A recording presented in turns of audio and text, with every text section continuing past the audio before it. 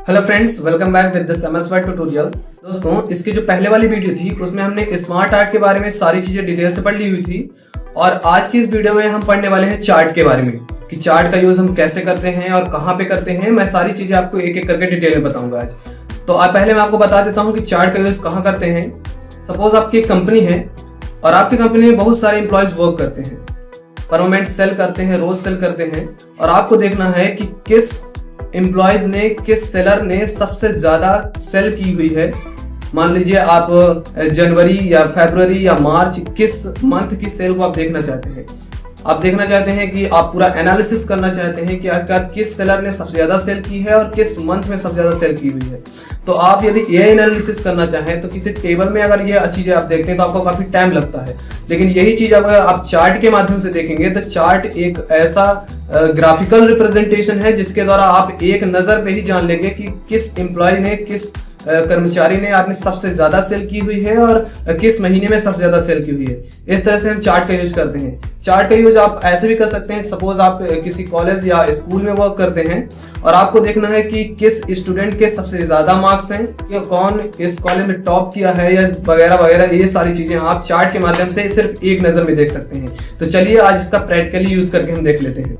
हाँ तो फ्रेंड्स, हम लोग एमएस वर्ड पे इंसर्ट टैब में इलस्ट्रेशन ग्रुप में स्मार्ट आर्ट ऑप्शन को अच्छी तरह सीख लिया था और आज हम सीखेंगे चार्ट ऑप्शन के बारे में। तो हम यहाँ पे चार्ट ऑप्शन पे क्लिक करते हैं। तो क्लिक करते ही आपके सामने ये विंडो ओपन होती है और इसमें जो तो कुछ चार्ट्स दिए हुए हैं, जैसे column chart, line chart, pie chart, bar chart, area chart. ये सब एक प्रकार के चार्ट्स हैं जिनमें आप एक टेबल को ग्राफिकल रिप्रेजेंट करके ग्राफिकल रिप्रेजेंटेशन उसका देख सकते हैं। ठीक है, जैसे यहाँ पे कॉलम चार्ट है तो कॉलम चार्ट में यहाँ पे जैसे आप क्लिक करते हैं तो यहाँ पे इसकी कई सारी स्टाइल्स दी हुई हैं। आप यहाँ पे इनको अप्लाई करके ऐसे देख सकते हैं। जैसे आप इस पे पॉइंटर ले जाएंगे तो उसका बड़ा सा प्रीव्यू दिखाई देगा।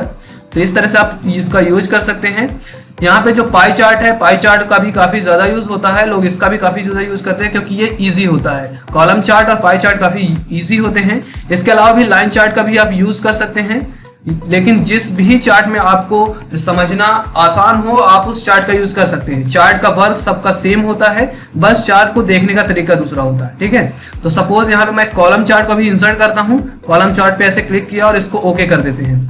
ओके करने के बाद थोड़ी सी प्रोसेसिंग होगी, उसके बाद आपके पास एक चार्ट ओपन हो जाएगा। तो चार्ट जैसे ही ओपन होता है उसके साथ ही एक एक्सेल की विंडो ओपन होती है। एक्सेल आपको अभी सीखने की जरूरत नहीं है। जब हम एक्सेल का पूरा ट्यूटोरियल स्टार्ट करेंगे तो उसमें हम आपको एक्सेल के बारे में सारी चीजें सिखाएंगे।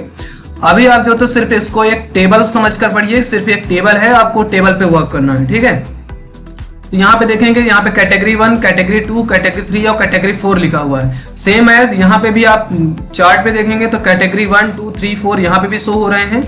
यहाँ पे जैसे सीरीज 1, 2, 3, 1, 2, 3 शो हो रहे हैं, वैसे ही यहाँ पे भी सीरीज 1, 2, 3 शो हो रहे हैं। ठीक है, यहाँ पे सीरीज 1 ब्लू कलर से है और सीरीज 2 येलो कलर से और सीरीज 3 ग्रे कलर से है। ठीक है, तो अब आप देखेंगे सपोज हमारे पास एक कंपनी है, हम कंपनी पे वर्क कर रहे हैं। तो यहाँ पे हमारे कंपनी में कुछ एम्प्लॉयज वर्क कर रहे हैं। सपोज हम यहाँ पे डाल देते हैं एम्प्लॉय। यहाँ पे एम्प्लॉय 1 डाल दिया हमने। इसके बाद हम यहाँ पे डाल देते हैं एम्प्लॉय। आप देखेंगे अब हम इसको तो एम्प्लॉय 1, 2, 3, 4 डाल दिया। ये डालने के बाद सपोज हम देखते हैं कि एम्प्लॉय 1 ने जनवरी में कितनी सेल की, ये देखेंगे हम। फरवरी में कितनी सेल की वो देखेंगे हम, वो आप एक बार में ही समझ जाएंगे। और मार्च में कितनी सेल की वो भी आप यहाँ से देख सकते हैं। ठीक है, सपोज हमने यहाँ पे एम्प्लॉय 1, एम्प्लॉय 2, 3, 4 लिख दिया तो वहां पे आप देखें कि एम्प्लॉय 1, 2, 3, 4 दिख रहा है। यहाँ पे जो हमने जनवरी, फरवरी या मार्च लिखा है वो जो तो यहाँ पे शो होने लगा है। अब हम देखेंगे कि एम्प्लॉय 1 ने सपोज जनवरी में 8000 की सेल की है और फरवरी में सिर्फ 5000 की और मार्च में सिर्फ 6000 की। इसी तरह से जो एम्प्लॉय नंबर 2 है उसने जो तो जनवरी पे सिर्फ 2000 की सेल की है और फरवरी में 3000 की और मार्च में 4000 की। इस तरह से हम लिख देते हैं।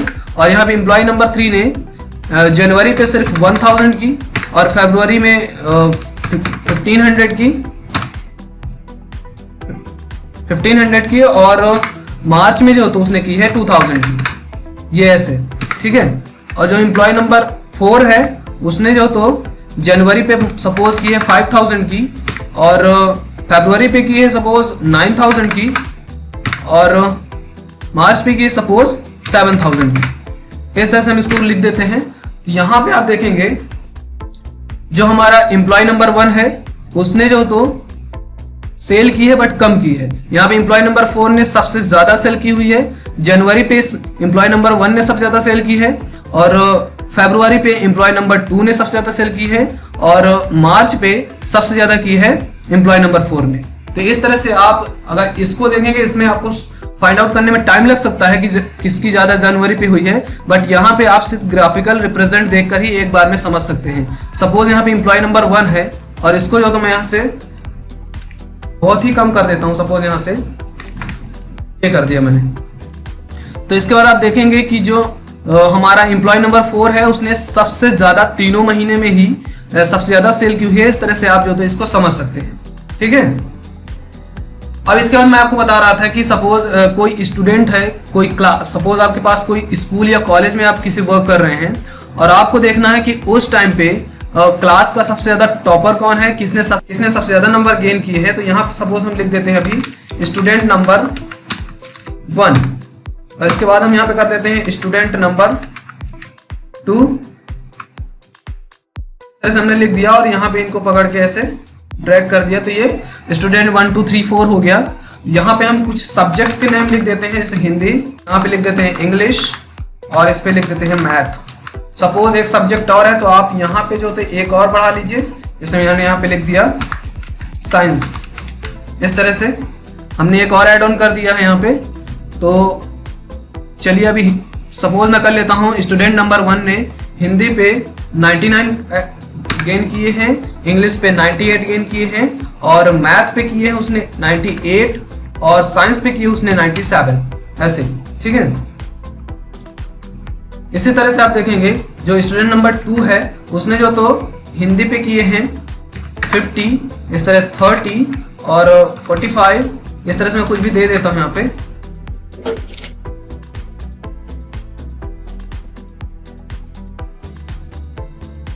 इस तरह से आप देखेंगे कि जो हमारे पास 4 सब्जेक्ट्स थे, 4 सब्जेक्ट्स में हमें चारों स्टूडेंट को हमने दे लिया। सपोज आपके पास एक स्टूडेंट और बढ़ गया तो आप ऐसे एंटर करिए और यहाँ पे डाल दिए स्टूडेंट नंबर 5, ये हमने डाल दिया और उसके भी यहाँ का आप यहाँ पे दे दीजिए।